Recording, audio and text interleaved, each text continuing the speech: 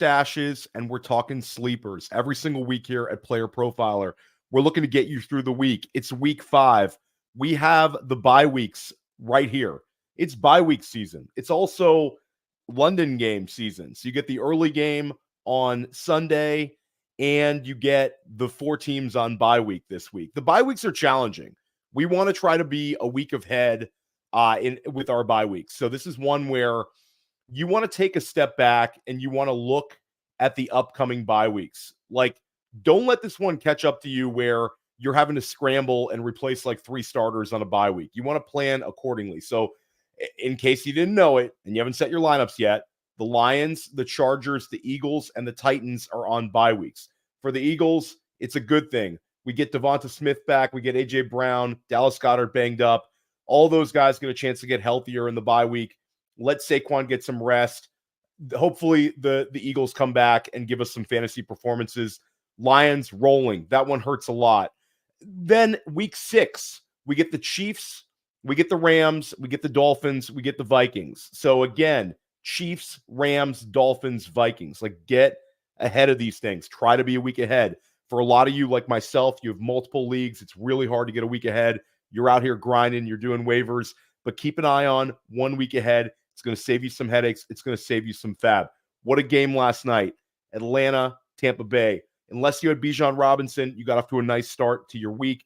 Drake London, Mike Evans, big-time games there. If you had Kirk Cousins rocking in Superflex, you're rolling. If you use Baker Mayfield, you're rolling. You're off to a great start. I have a Kirk Cousins, Mike Evans team. I'm like flexing it right now in a big league. Needed a win this week and got off to a real big start. So right now we're talking about sleepers. What is a sleeper? Every single week, I'm going to reference players that are available in 70% of leagues. That's it. I'm not going to talk about some guy being a sleeper because he's available in 50% of ESPN leagues. That's not helping you out, and that's not why you're here. You are here because you're looking for 2 things. Some of you are here because you want to be a week ahead of the waiver wire. That's probably the most comfortable way to listen to a show like this, to watch me on YouTube or to listen to me on a podcast or to read the article that I write on playerprofiler.com that's very similar to what I'm talking about here, is you want to know a player I can beat my league to the waiver wire on 1 week ahead. We want to be 1 week ahead. I'm going to give you a couple names you can be 1 week ahead on that are available in way too many leagues. But for a lot of you, you're dealing with injuries. You're dealing with underperforming players. And you might need a player to plug right in your lineup this week. We want to help you out as well. You get stuck like that, we're not out here throwing darts and guessing. We want to make calculated decisions with our lineups. And if we're going to use a player that's less rostered, then we want to make sure that that player has a clear path to helping us this week. We're not chasing the stats. We're looking deeper inside the box scores, trying to find those guys that might be set for a breakout performance. So let's start out at the quarterback spot. And again, there's going to be less names. Usually this is a time where I'm giving you a bunch of names, but there's going to be fewer players discussed on this show than a usual sleepers, streamers, and stashes. We still have some fun ones. And let's start out the quarterback position. This player is available in 96% of leagues right now. We're talking about Joe Flacco. Joe Flacco last year saved a number of you, including myself, in some Superflex leagues when he was available off the waiver wire. We identified him on my waiver wire show and on the sleeper show as a guy that we should add to our teams. He kept on rolling all the way to the NFL playoffs, helped elevate a few performers, notably Amari Cooper and David Njoku. Flacco played great last year. Fast forward, Flacco signs with the Indianapolis Colts. Anthony Richardson gets knocked out of last week's game. Flacco filled in admirably. He helped Indianapolis to a big 27-24 win over the previously undefeated Steelers, and he passed for 168 yards and 2 touchdowns. What else did Flacco do? He unlocked Michael Pittman. He unlocked Josh Downs. Those 2 guys both had their best fantasy production of the season in the same game. Josh Downs looks awesome. Michael Pittman, you know what he can do when he has a situation that's kind of catered to his skill set. He needs a lot of targets. He's going to get them with Flacco. You also have Jonathan Taylor out. So the passing game becomes more important. The matchup, great.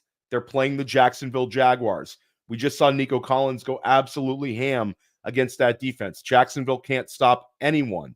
You recall the week 1, Jalen Waddle, Tyreek Hill, both go nuts against Jacksonville. Jacksonville can't stop anyone. Jacksonville's 0-4. Jacksonville is reeling. This is a great spot for Indianapolis and the passing game to provide you some fantasy scoring numbers. Flacco can be used in a super flex format this week. Staying at the quarterback spot, let's talk about Andy Dalton. The 2024 version of 2023 Joe Flacco is Andy Dalton. Andy Dalton's playing great.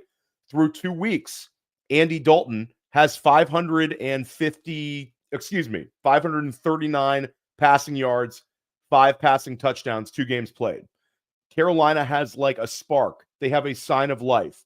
This week, they're going up against the Chicago Bears defense. Super tough defense. But Andy Dalton has the weapons to put up a decent performance. Deontay Johnson rolling. Wide receiver 1 numbers with Dalton.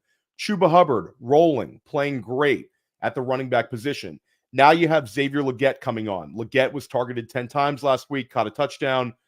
Andy Dalton is unlocking the first-round pick, Xavier Legette's fantasy numbers. Those two quarterbacks, easy to explain. Here's one you're not going to like. You might not want to hear it, but Deshaun Watson has a really good matchup this week against the Washington Commanders. The Washington Commanders have been going absolutely nuts on offense. Jaden Daniels is it. He's the truth. Jaden Daniels is the one. He's Neo in the Matrix at the quarterback spot. But the Washington Commanders defense will still allow opposing quarterbacks and opposing pass catchers to play very well. Kyler Murray didn't. It was so weird because Kyler Murray and Marvin Harrison Jr., those 2 guys I thought were going to go absolutely nuts. It was Washington on a short week coming off of that huge win against Cincinnati, and they woodshedded the Arizona Cardinals. Cliff Kingsbury went in there. Incredible revenge game. Now you've got Deshaun Watson, okay? So take away Kyler Murray. Daniel Jones played really, really well against this defense. Baker Mayfield played really, really well against this defense. Joe Burrow played really, really well against this defense. So it's hard to trust Deshaun Watson. But if you need to use him this week, I'm going to elevate him in terms of Superflex. I would not want to use him in a single QB format. I wouldn't want to use any of these players in a single QB format this week. Not a fantastic week. We missed those weeks on this show when we could talk about Sam Darnold, when we could talk about Justin Fields. But those guys are all rostered. You picked those guys up, hopefully. I know I did. So we're having to dive a little bit deeper. We're going to take a quick break, and we come back. We're going to talk about running backs. We're going to talk about tight ends, and we're going to talk about a number of wide receivers that can help you out. Some of these players can go right into your lineup this week. Some of these other players are ones that are going to be incredible players to stash that are pointing upwards for the rest of the season. Hey, this will just take a second. I want to talk about our player rankings, the weekly projections, Billy, Theo, and our analytics geniuses getting your start sit decisions dialed in that flex tab. And then you get the season rankings. Want to make add drop decisions? The season rankings are updated every week all year. And you have the best dynasty rankings ever as part of the player rankings package. And don't forget the offensive line rankings. Dan Fornick, one of the best in the business. New running back starting this week. Hey, is that offensive line top 10? Yeah, okay, start them. And we rank the cornerbacks out to like CB 100 with the corresponding receiver they're going to be matched up with most this coming week. The player rankings are the thing you need during the season on playerprofiler.com. Check it out. We're back. We're talking about fantasy football sleepers. We're talking about fantasy football streamers, and we're talking about fantasy football stashes for week 5. Looking to get wins this week. We're a month in. We're looking to get that W this week, despite the bye weeks, despite the injuries. We got to do what we need to do to win fantasy matchups. And let's go to the running back position. This is a really, really fun week. Now, a quick reminder, Jonathan Taylor is out. Trey Sermon is above our roster percentage. Clearly, the guy was like probably available only in like 65% of leagues right now. So we're not going to talk about him. He's the next man in Indianapolis. Also, Josh Downs. We mentioned him with Joe Flacco. Josh Downs at the wide receiver position, really good matchup because Downs is being heavily utilized. He's going to be in the slot 95% of the time. Running back spot, though, this one I'll cheat a little bit. So we want players that are available in 70% of leagues or more. This player is available in 69% of leagues. It's actually shocking to me that Justice Hill is so readily available. Coming off of a really big game, Justice Hill is the RB27 right now in PPR scoring. So again, Derrick Henry is Derrick Henry. Derrick Henry is RB3. He's challenging Alvin Kamara and Saquon Barkley for the RB1 overall right now. You don't need to hear about Derrick Henry. That's not why you're here. But Justice Hill went nuts against Buffalo, caught a bunch of passes, had a receiving touchdown. And Justice Hill, again, RB27 on the season, and he ranks 7th among all running backs in receptions, and he is 3rd among all running backs in receiving yardage. The Bengals just allowed 7 catches to opposing running backs last week in Carolina. So despite Derrick Henry's dominance, Hill remains like a very useful player. Tank Bigsby. Bigsby has Jacksonville's 2 highest rushing outputs this season. He rushed for 73 yards in week 1. He rushed for 90 in week 4. Those are the 2 highest rushing outputs of the season for the Jacksonville Jaguars. Tank Bigsby looks like Auburn Tank Bigsby. He looks really good. You're talking about a big 215-pound back with explosiveness. There's a reason he was selected in the 3rd round of the NFL draft. This is a player who can do some things. Doug Peterson is coaching for his job. They have a decent matchup here against an Indianapolis Colts defense that's allowed some yardage this year. So for me, Tank Bigsby in a bye week scenario where we're missing 4 teams and injuries on like with multiple players, Bigsby is a flex consideration for you this week. He's available in 79% of leagues. He should be scooped up. Let's go a little bit deeper for a lot of you, not in my league, bro types that'll say that Bigsby's already rostered, Hill's already rostered. What are you talking about, Theo? Help me out. Emmanuel Wilson. This is a matchup-based deep streamer and another player that we want to stash.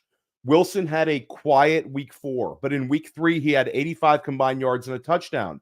He's played about 32% of the snaps this year, just enough to annoy Josh Jacobs managers, and just enough that in a game like this, he could have a strong performance. The Rams just allowed like a 29-point game to DeAndre Swift, and DeAndre Swift had 7 catches. They've also given up the most rushing yards to opposing running backs this year. So Wilson has an out with a few catches. He also could rip off a run this week.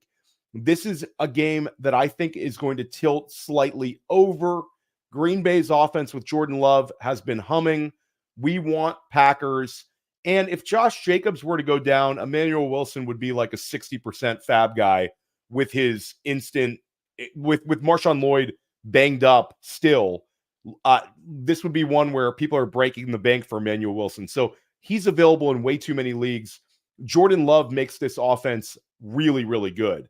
Tyrone Tracy. Now, this is being recorded on Friday, so we don't have the final word on Devin Singletary, but Devin Singletary might miss this week's game. Devin Singletary has actually had very promising usage this year. The running back position in New York's been one where Singletary's given you basically RB2 usage, RB2 production in most of the games this year. Now, Tracy has seen some touches and seen some work behind Singletary. This is one where, again, they're missing Malik Neighbors this week, going up against the Seattle Seahawks. Seattle, we saw them struggle mightily against both running backs for Detroit. Gibbs and Montgomery both ran very well. Tracy can do that. He's got explosiveness. He's got size. This is a player who was a wide receiver at Iowa, converted to running back when he transferred to Purdue. And this is an older running back. So this is not like some 21-year-old. Tracy's a little bit older for a rookie. I think this is one where if Singletary misses, Tracy can give you like RB2 numbers against Seattle. He also offers upside as a pass catcher. Then let's talk about a player to stash, Jalen Wright. My guy, Devon Achane, doesn't look right. And it's not just the production. He looks like a guy who's handled a ton of hits this year. The offense is spinning its wheels. This is a long-term stash. Jalen Wright's not going in your lineup this week, but Jalen Wright in the second half of the season could be extremely useful especially if Devon Achane misses some time. Let's talk about tight ends. Tyler Conklin. I'll talk about Conklin every now and then on this show and in my waiver wire because he's always going to kind of hang around the threshold for being rostered. This is a sneaky game for him, though. The Minnesota Vikings have allowed the second most passing yards in the league this season, and Tucker Kraft just finished as the tight end 1 against them last week. So it's a matchup-based positive outlook matchup for Conklin. And we saw an opposing tight end do very well against this same defense last week. And Kraft finished as the tight end 1, despite Dontavian Wicks having 2 touchdown catches and Jaden Reed catching a touchdown. So Kraft gives you the tight end 1 overall week. And then we also have, we love revenge game narratives. Call me a sucker for a revenge game narrative. But Tyler Conklin goes up against his former team. Always a little bit of motivation when you go up against your former team. So this is sort of a revenge game plus positive matchup, plus the fact that the Jets are trying to play keep up. Plus you get the weird environment where it's in London for this one. Keep an eye on Tyler Conklin, available in 71% of leagues.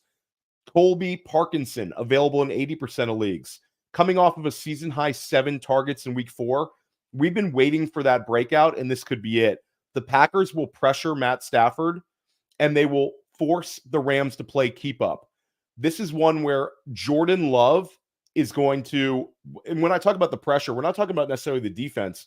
We're talking about the game flow. When you play against the Packers with Jordan Love, you know you're facing an offense that can come out and score 30. This Rams offense will have a solid game plan.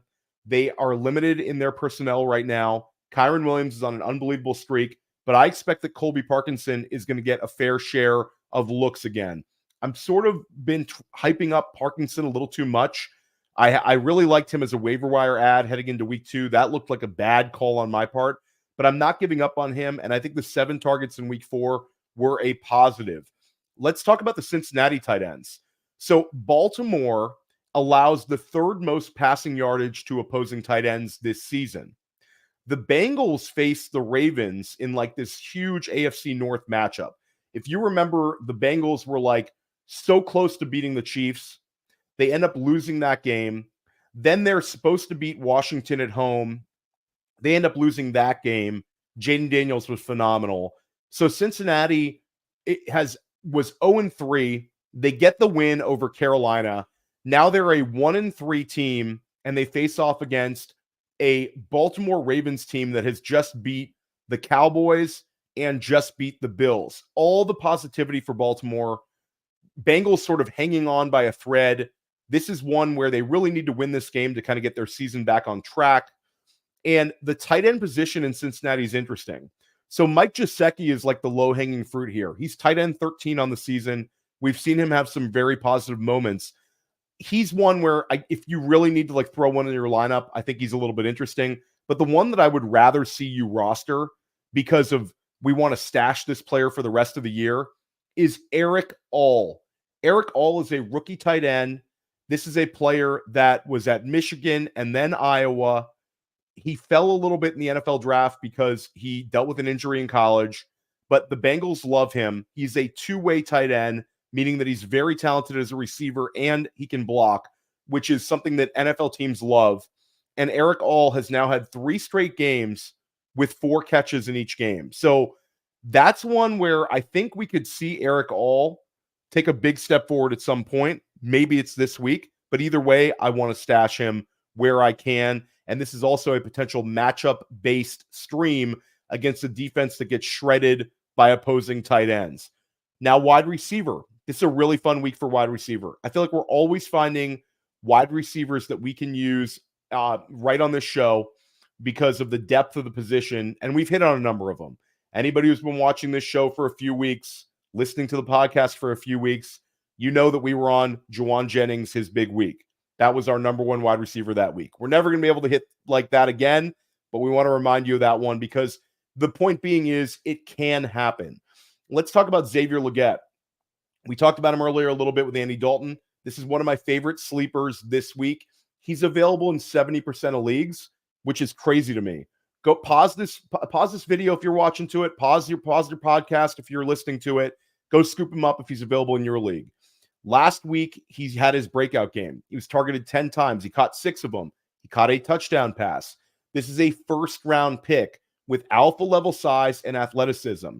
He played in the Senior Bowl. He was a first-rounder. This is a guy who put up a big-time big-time statistics at South Carolina. He only did it for 1 year, but he still did it in the Southeastern Conference. Big boy football. So he checks off a ton of boxes here in terms of draft capital, size, athleticism, and now opportunity. Adam Thielen's on the IR. Leggett is in a great place, and he's got a chance to shine this week and beyond. This is a long-term potential add. The Thielen injury, not a good one. This is Leggett's job opposite Deontay Johnson, and we have the signs of life with Andy Dalton. Talk about a matchup-based streamer here, and potentially a player that you can use later on in the year. Right now, the passing game in New York is a mess. Just get shut out by Denver. Garrett Wilson managers are so upset. Alan Lazard's averaging like 11 points a game. That's been sort of a positive one. But Big Mike Williams, if I'm self-scouting my own team and looking for like an offensive spark, why not use a healthy Mike Williams against a Minnesota defense that's been a pass funnel? Minnesota, we talked about how many yards they're giving up, how many catches they're giving up. This could be a big Mike Williams game. He had 4 catches for 67 yards in week 4. The Jets could use this as like a boost against the Vikings. It's a little bit of a dart throw, so you can always just pick him up, put him on your bench if you don't trust it. But this is a really, really good matchup. A player that you can stream and you can also stash is Trey Tucker of the Las Vegas Raiders. He's available still in 83% of leagues. And it's like 83% of leagues have people that don't know what's going on, because I was shocked by how readily available he is. I know that the Raiders are a team that people are not actively looking to invest in, but the Raiders can't run the football. This is a passing team. Brock Bowers is what he is. Jacoby Myers is what he is. Devontae Adams is on the way out the door, and Devontae Adams is hurt. Trey Tucker in the last 2 weeks has had 15 targets and 12 catches. He's had an 80% plus snap share for both weeks, and he's had back-to-back touchdowns. One was a touchdown catch. One was a manufactured touchdown run. So they want to get him involved. And this is not some like undrafted free agent they just plugged in the lineup. They took Trey Tucker in the 3rd round of the NFL draft out of Cincinnati. Antonio Pierce really likes Tucker. He's talked about him before. He talked about him in the preseason. So go scoop up Trey Tucker. I'm going to use him in 1 or 2 leagues this week.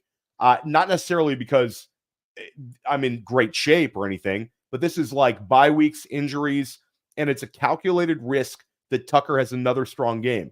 Another player, absolutely ridiculous he's available in this many leagues, Jordan Whittington, another late round Rams gem. So after shining in the preseason, Jordan Whittington saw like an explosion in usage finally in week 4. If you think back to when Puka Nacua went down, to when Cooper Kupp went down, we talked about Jordan Whittington for several weeks on my Waiver Wire show, Waiver Wired, and here on Sleepers, Streamers, and Stashes. Whittington is the guy that was like the talented young player that could separate himself from like the Demarcus Robinsons, the Tyler Johnsons, the Tutu Atwells in terms of usage. We saw it in the preseason. Whittington played really, really well. But you talk about a franchise that continues to identify late round picks that help you out in fantasy. They've done it twice. Kyron Williams, 5th round pick in 2022. Puka Nacua, 5th round pick in 2023. Now you got a 6th round pick in Jordan Whittington, who's got a clear role here. He played alongside Xavier Worthy, Adonai Mitchell, Jatavian Sanders, Jonathan Brooks, that whole mob they had at Texas. And this is a player, Whittington, who can do some things with Yak. You can move him around sort of like they do Puka Nacua and Cooper Kupp, get him in motion. And the usage was really promising last week. I mean, really promising. He played 98% of snaps. He never left the field. He had a 27% target share, and he finished with career highs of 6 catches and 62 yards. So don't expect like a top 10 production like we got out of Nakua, and Williams. That's a ridiculous comment, and I'm not saying that. But I am saying that this is a player that could be the next late round Ram who becomes part of like your fantasy roster. You could use him in bye weeks potentially, but I think he has viability right now. We'll see how his role changes when Cooper Kupp returns. But Puka Nakua is still pretty far away from returning, and Kupp should be back in a couple of weeks. But right now, Jordan Whittington, this week against Green Bay, you can use him in a flex. You can use him in a wide receiver 3 spot. He's in a good spot. Final wide receiver to talk about. This is for you really deep leaguers, super deep leaguer. And there was a bunch of wide receivers I sort of shifted through looking for a very low rostered player. I don't like chasing the wide receivers in KC right now. The Juju Smith-Schusters, the Justin Watsons, you're going to see them on some sleeper lists. I just don't trust those guys. But one player that I think is an interesting pathway this week is Darius Slayton. He's available in 98% of leagues. We've seen basically the thesis is Wan'Dale Robinson's already getting like 25% target share. His target should kind of creep up. But at the end of the day, Wan'Dale can only do so much. We already talked about Devin Singletary. Like, the Giants are facing a really good offense in Seattle, and the Giants are going to need to try to keep up. Darius Slayton has been with Brian Daboll a long time. He's had some useful weeks. He's one where, because of our roster percentages, I always end up talking about him at some point in the year. Very rarely does he give you like a big week, but this is a calculated risk. The way they've been using Malik Neighbors, the way they're passing the football, plus having a banged up or out Devin Singletary, rookie Tyrone Tracy, Wan'Dale sort of capped out. Like, can Wan'Dale Robinson give you a 40% target share week? I don't think so. Like, I think Wan'Dale can give you a 30% target share week, but the targets have to go somewhere else. The tight end position's not providing much of anything for New York. New York's really been a one-man gang with Malik Neighbors. So Darius Slayton, if I'm in complete desperation mode and I'm looking for somebody who's going to be available on tons of rosters, Darius Slayton's the one. I'm Theo Gremminger. Make sure you're subscribed to the podcast version if you're watching this on YouTube. And if you're listening to this on a podcast, we're also dropping this as a video every single week. Fantasy football sleepers, fantasy football stashes, fantasy football, getting after it with some fantasy football streamers every single week, trying to help you find those edges you need to win in fantasy. Let's get it in week 5 and make sure you're trying to be a week ahead, getting ready for week 6. We will see you next week. Hey, I want to take a moment to thank you for tuning in. It's important to me that all of our media be free. This is only possible because of you allowing a true independent sports media enterprise to thrive unlike any other in the business. So please subscribe to the All In Package to continue to make all of this possible, to ensure that all of our stats, information, data, content is available to you, especially you, the people that get the site and get the show.